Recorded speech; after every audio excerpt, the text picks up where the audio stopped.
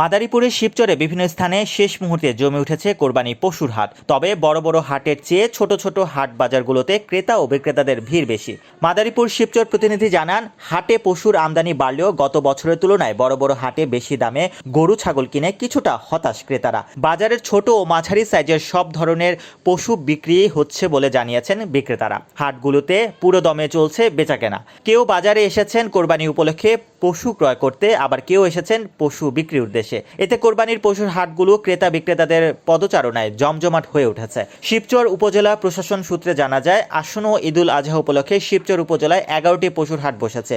এইসব হাটে উপজেলা পরিষদ ও প্রশাসন নিয়মিত তদারকি করছেন। শিবচর উপজেলার পৌরসভা উপশহরে বালুর মাঠে গরুর হাট ঘুরে দেখা যায়, বিক্রেতারা তাদের লালন পালন করা গরু, মহিষ ও ছাগল হাটে বিক্রির জন্য নিয়ে আসছেন। তবে ক্রেতাদের সাথে আলাপ করে জানা যায়, বিদেশি গরুর থেকে দেশি গরুর চাহিদা বেশি। এছাড়াও এই হাটে বিদেশি গরু তেমন একটা চোখেও পড়েনি।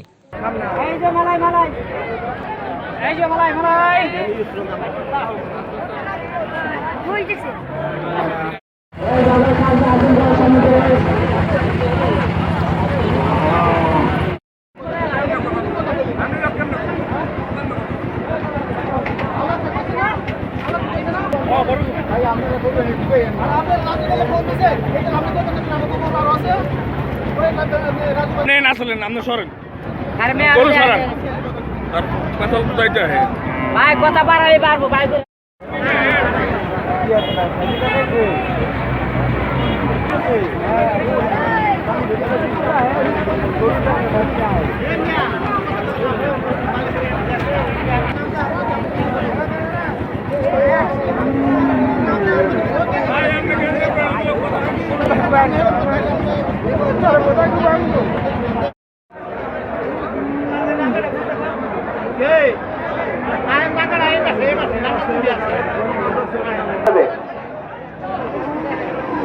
সকল প্রকার বিক্রেতাদের দৃষ্টি আরেকটি গরু বাঁধার সুযোগ করে দেন।